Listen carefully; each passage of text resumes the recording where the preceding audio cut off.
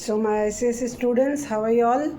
I'm back again over here, your own English facilitator for ICSE-Julius Caesar. We have finished Act 3 and I have come up with the questions. Like I told you, I would be giving you a few questions, though of course they are not the only questions. There are a lot many others, but most of these questions may or may not be in your workbooks, etc. So it will help you to go through them. First of all, I'll show you the questions. You can pause the video and take a screenshot, or you can copy it down, and then we'll discuss the answers. So this is the first page.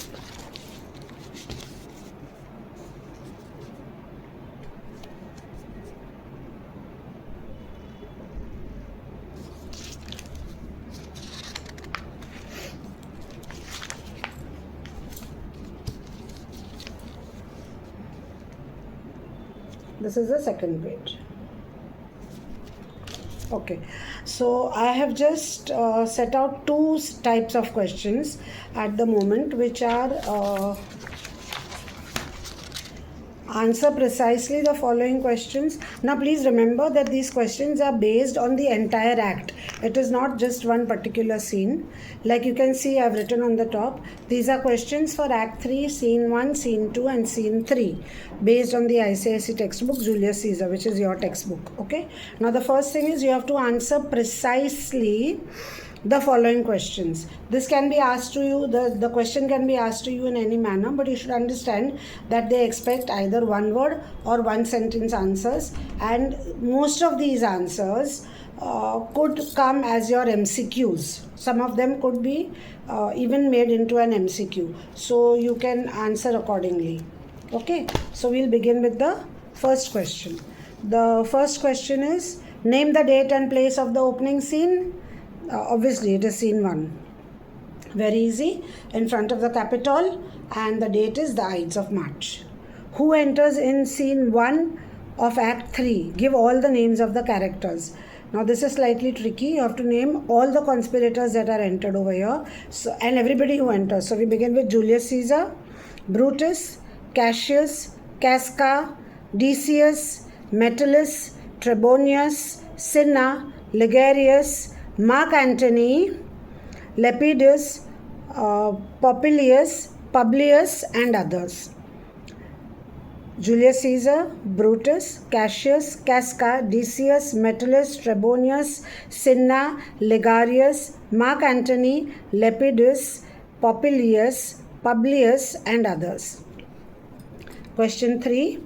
Name the places separately where scene 1, scene 2 and scene 3 take place. I have told you, you have to remember where the scenes are taking place. So where is scene 1 taking place?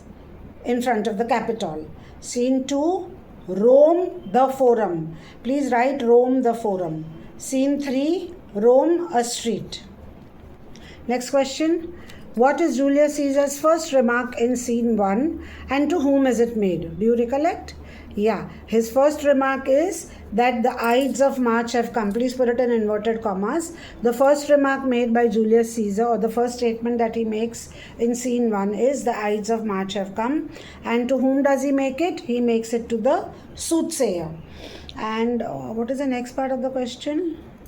What does it show about his character? This is important. Like I explained to you, it shows that Caesar is superstitious, for he has remembered the warning that the soothsayer had given. It also shows that he is overconfident and jubilant, for he thinks that he is safe from danger. And it is as if, he is like saying it in a sarcastic way to the soothsayer. The Ides of March have come. Okay, so what are the 2 points about his character? One, we learn that he is superstitious because he remembers what the soothsayer has told him. And second, he is jubilant and he is overconfident because he knows that he is safe from danger. Then the next question, name the people who had warned Caesar of the impending danger on this occasion.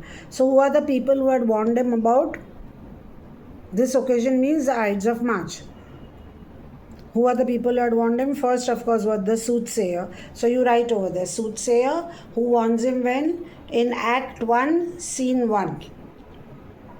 Then comes Calpurnia. Calpurnia is his wife. She warns him in Act 2, Scene 2. You've done this in 9th standard. Then comes Artemidorus. Now Artemidorus tries to warn him twice. First in Act 2, Scene 3, and then immediately in Act 3, Scene 1. And both the times, the second time, of course, Caesar doesn't want to listen to him.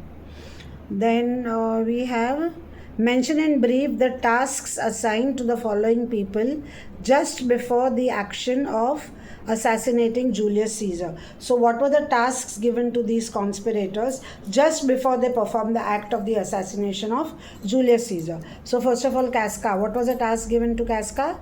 Casca was given the task of to act quickly and to stab Caesar quickly. And who gives them this task? Cassius. Then comes Trebonius. Trebonius has been given the task of drawing Mark Antony out of the way from Caesar so that the conspirators are able to perform their act of stabbing Caesar. And then the third one is Metellus Cimber. Metellus Cimber has been given the task of presenting his petition to Caesar. And what was his petition, do you remember? So you can just write over here that he was given the task of presenting his petition to Caesar, and his petition was that his brother Publius Cimber should be saved from banishment. Then question number 7. How many times was Julius Caesar stabbed by the conspirators? I want you to write this answer. He was stabbed 23 times by the conspirators. And who dealt the first and last blows? The first blow was by Casca, and the last blow was by Brutus. And the last words he says, A to Brute, then fall Caesar. Next question 8. What is the mood of the citizens in Act 3, Scene 2? That is after the killing of Caesar. And what do they say? What is the mood? They are angry and they are anxious at the death of their beloved benefactor Julius Caesar, and they are determined to have a reasonable explanation for Caesar's murder. So that is the mood of the conspirators. And what do they say? They say that we want a reasonable explanation, that I told you. Then is Mark Antony's description of the cloak and the wounds authentic? Now you remember in the scene, when Mark Antony is telling them, here Casca stabbed him, here Brutus stabbed him, this happened, that happened. So is this description of the cloak that he is giving, is it an authentic description? Now actually, so for the answer you have to understand this, that Mark Antony was not present at the time of Caesar's assassination, because remember Trebonius had already drawn him away from the main scene where the crime was going to take place. So Mark Antony was not present, only he had been told by someone else. So when he sees Caesar and when he comes, it is all his imagination, and he is imagining it, and he is reciting it in such a way, putting in all the details and his imagination, and he draws out a very vivid picture. He paints a vivid picture for us. Okay, so you can write that. Is Mark Antony's description of the cloak authentic? Mark Antony was not present at the time of Caesar's murder. Trebonius had drawn him away, had taken him out of the way. His description of Caesar's wounds are all from his imagination, and he gives us a detailed description to make a vivid and draws up a vivid picture in front of us. Then question number 10. According to Julius Caesar's will, how much money has he left to each citizen of Rome? So according to his will, how much money has he left? Very easy, 75 drachmas. So that was for question number 10. Now we come to question number 11. Which answer of Cinna the poet offends? You have to be very careful which Cinna they are asking you, because it's not necessary that in every question they would write the poet. They would just say which answer of Cinna. Okay, so you have to understand. If you have read the text a number of times, you will know. However, here I have written which answer of Cinna the poet offends the second citizen, and what does the latter say. So which answer offends him? The answer that he gives when he says that wisely I am not married. So the second citizen gets very angry, and so what does the latter say? He gets angry and he says that you are trying to say that all people who marry are fools, and for this particular reason you will get one blow from me. This is what he says. Then the next question, what do the citizens intend to do after lynching Cinna? What do they intend to do after lynching him? They intend to take firebrands and go to Brutus's and Cassius's houses and burn everything. They also decide to go to Decius and Casca's house, and whatever they are able to lay their hands on the property of the conspirators, they want to set fire. Now, what does this scene reveal about the mob? What does it tell us about the mob? That the mob is irrational, they are violent, they are easily swayed, they are brutal because of this lawless confusion which is happening in Rome. So that brings us to an end of these precise answers, or answer in 1 or 2 sentences, or if you get it as MCQ or whatever you get it as. Okay, now we come to explain the following. These should be a little more in detail because you are expected. These can come even in your references. You normally get those questions as reference to context, answer the following reference to context. So in that, these lines are important according to me. In Act 3, I have taken an overall view of the act. Okay, I've got 8 lines which you should understand properly and which I think are a little difficult to explain. The rest you will get in a lot of workbooks. So the first one, I hope you have the sheet in front of you. So let's read it. I could well be moved if I were as you. If I could pray to move, prayers would move me. So explain the following. So the very first thing that you need to say over here is that this statement is made by Julius Caesar while denying the petition of Metellus Cimber. So first you give the reference that this statement has been made by Julius Caesar when he was denying the petition which was made by Metellus Cimber for excusing or pardoning his brother Publius Cimber from banishment. And then what is the meaning of this line? Because you have to explain this line. So Caesar tells Metellus Cimber that he could be easily persuaded if he were like Metellus Cimber. Caesar tells Metellus Cimber that he could be easily persuaded if he were like Metellus Cimber. If he could lower himself to pray for others to soften for him. So if he could lower himself to that level where he would pray to others that don't give me such a harsh punishment, please soften your punishment. So he's saying if he could lower himself to pray to others for softening them, then he too could have been moved by prayer. So this is the explanation of this line.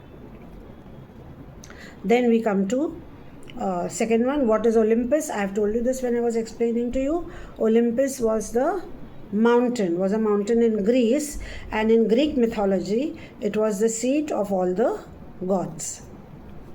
Then what does the pulpit mean? This answer I'm going to give you because I've written it for you. It's a slightly tricky answer and I would prefer to show it to you so that you can take a screenshot of it. Then pulpit, otherwise I have told you, it's a platform from where the orators speak. You give your speech from that particular platform. Orators, priest, whoever is talking. Then the next question, significance of the conspirators in bathing their hands in Julius Caesar's blood. So explain this line, that what is the significance of the conspirators bathing their hands in Julius Caesar's blood? First of all, the significance is that it fulfills Calpurnia's dream. Calpurnia, as you know, is Caesar's wife, and she had this dream that a lot of laughing Romans had come and they had bathed their hands in your blood. But to Brutus, so first of all it fulfills Calpurnia's dream. Second thing, to Brutus, it is an action of symbolizing a ritual which was practiced, a ritual sacrifice which was practiced in Rome that time. This has been mentioned in Act 2. This ritual sacrifice has been mentioned in Act 2. If you remember, you have done it in the 9th standard. So according to Brutus, he is saying that by killing or assassinating Caesar, we have performed a sacrifice to freedom. So he takes his assassination to that level, and he says that we have performed a sacrifice to freedom, to the deity or to the goddess or god of freedom, and therefore Brutus is anxious. Now this shows, so he is saying that, so it has two different meanings. The significance for Calpurnia is different, for Brutus is different. Now Brutus is very anxious over here because he wants the citizens of Rome to understand and accept him as somebody who is morally and noble, and that is his role that he wants to portray to the people of Rome. And therefore he says that come and bathe your hands in the blood of Caesar. So he is thinking about the symbolic action of that ritual sacrifice, which is being mentioned in Act 2, and it is in Greek mythology. Then next question, fifth one, who else must be let blood? Who else is rank? So you know who says this line. Yes, this is said by Mark Antony when he speaks to the conspirators for the first time, when he comes over there after Brutus has guaranteed him, and also don't write all that anyway, I'm just reminding you. So what do you write over here? Who else? This line has been said by Mark Antony when he speaks to the conspirators for the first time after Caesar's assassination. And what does it mean? It means who else must be killed. Killed means who else will bleed, who else has to be killed. Who else is rank? Rank means who else has too much blood, or who else has such a rank or a high position so that it requires that you let the blood bleed off. Okay, now earlier in Greek and in Greece, what they used to do is, when you had a particular disease or something, they would pierce your vein, and they had a particular, it was a medicinal thing. They had this particular vein which would be pierced, and then that impure blood would be allowed to flow out. It is a scientific thing which the Greeks used to follow. But here Antony is saying that who else has too much blood, that is rank, and which requires the letting of the blood. I've just explained to you what is letting of the blood. For your answer, you just write that much. Who else requires the letting of the blood? Did you get that answer? Who else must be let blood? Who else is rank? That means who else must bleed or be killed, and who else has too much blood, that means too much of a rank, in short, which you all can't tolerate.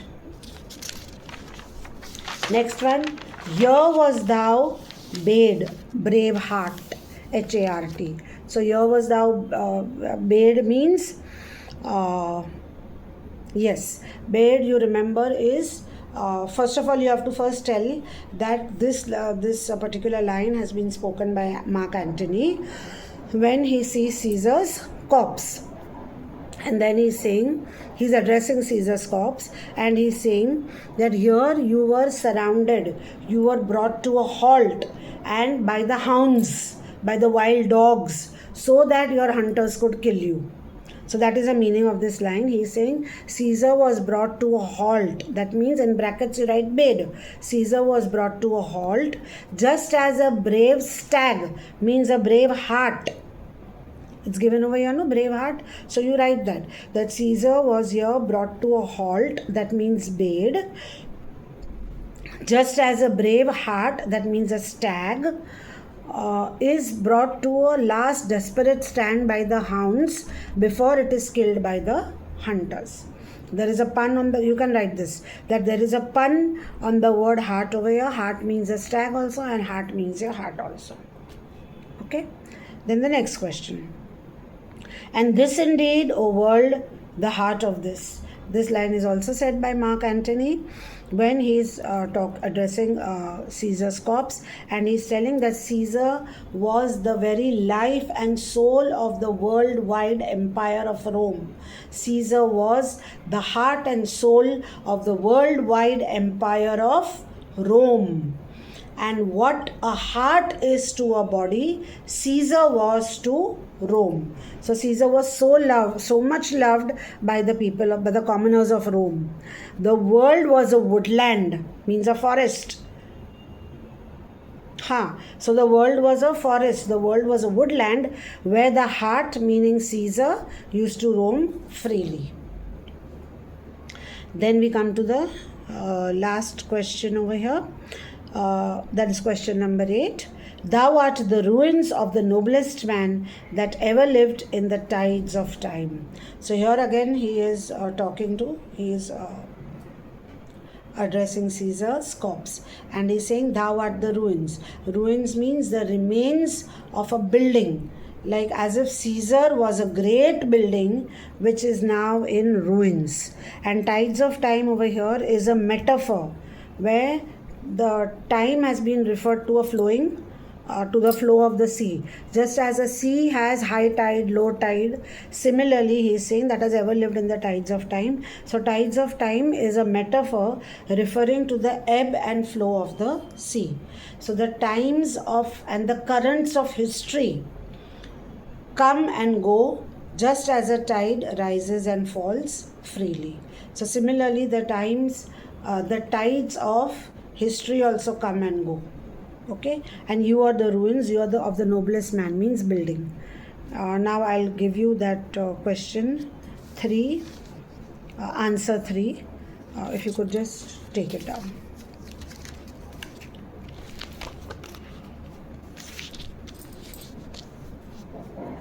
Please take a copy. Okay, so now let's read that answer. Okay, pulpit. The word pulpit means a platform or a stage for orators. There were many such platforms in and around the forum, from which the orators spoke. The chief of these platforms was called as the rostra. That is the best platform, which has been called as a pulpit in the play.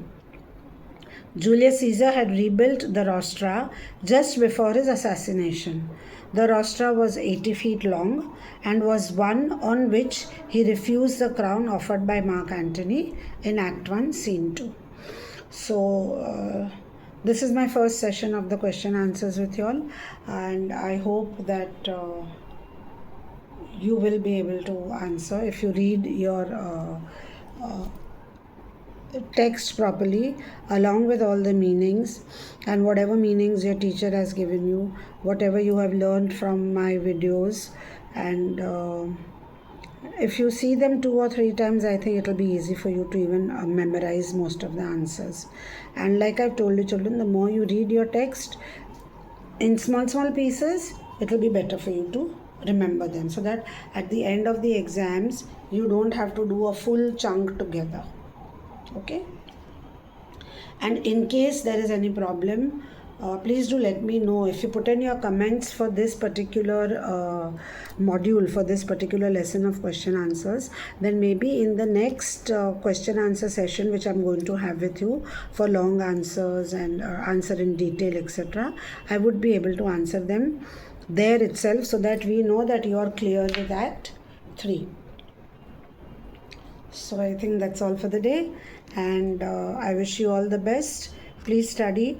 Not only literature, of course, you'll be studying a lot of your other subjects. You would be running around for classes and tuitions and school and everything. But amongst all that, my videos are very small. They are short videos. So please take out some time and learn from them. Just see them. You'll be able to understand your text, and always sit with your textbook.